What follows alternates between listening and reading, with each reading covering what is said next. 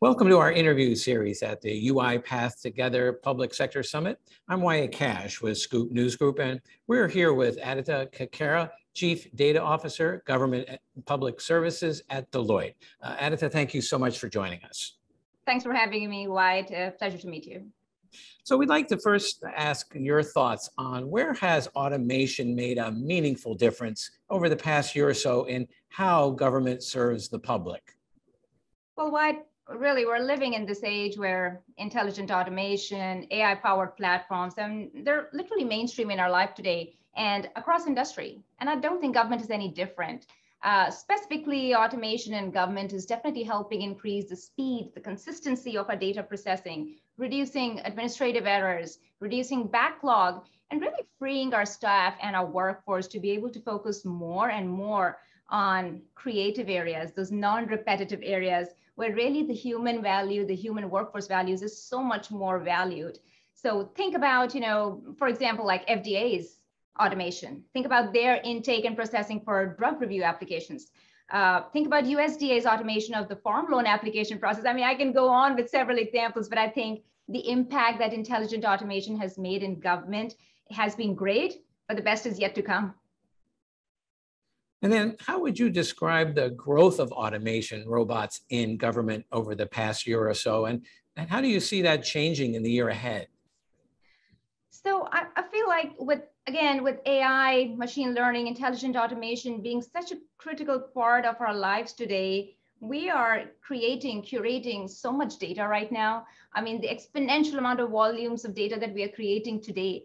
Think about how we can accelerate the curation, creation, consumption, and actually deriving insights from that massive amount of data. And that's where I think machines and humans working together gets so fascinating, and it's so beautiful to see them coming together to create more value and accelerating the value of data and helping take out intelligent decisions from it, right?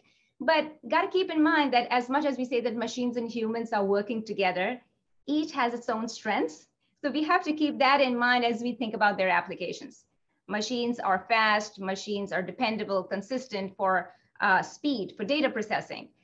And humans bring in that more creative, critical thinking. So we have to find the right balance between those two. And like with any other technology, it comes with a great deal of responsibility, right? So we have to find the right balance in applying technology, intelligent automation, and keep ethics, trust, transparency, and some of those features in mind as we think and look forward for the year ahead. Well, speaking of the human side of the automation equation, how far along are agencies, in your estimation, in training employees to use automation to do their jobs more efficiently or do more valuable work?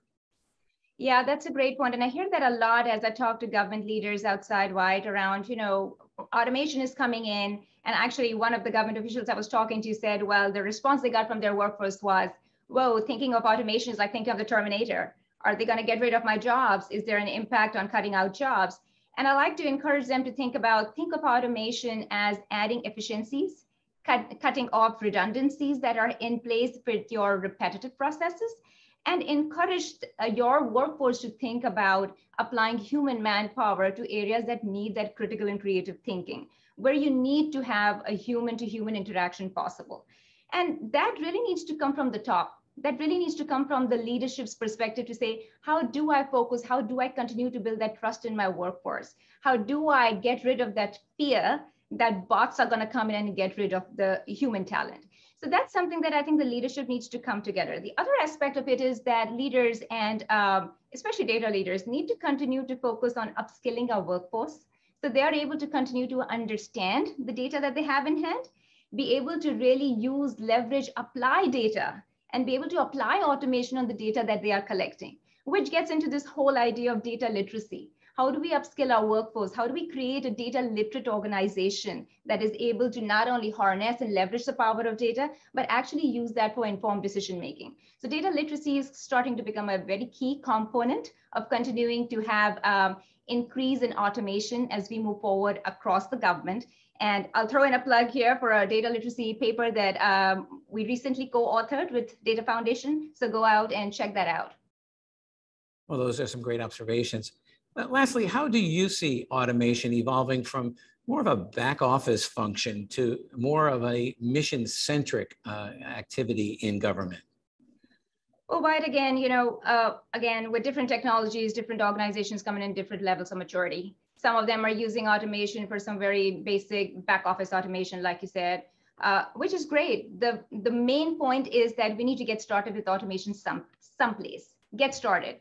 And then, of course, on the other side of the spectrum are some very jazzy applications of automation around intelligent document capture, or maybe even think about the work that NASA is doing, exploring and doing further research and exploration, studying the universe, think about operating rovers, think about supporting spacewalks and humans in space. So, I mean, there is no dearth of use cases and topics that I can highlight. But what I would suggest to the audience who's listening just now would be the important piece is to get started, whether it's basic automation or whether it's taking it to mission critical areas. Let's get started. And once you get started, intelligent automation has endless possibilities. Well, Adita Karkera, thank you so much for taking a few minutes to share your insights and joining us today here at the summit. Thank you so much, Wyatt. Pleasure.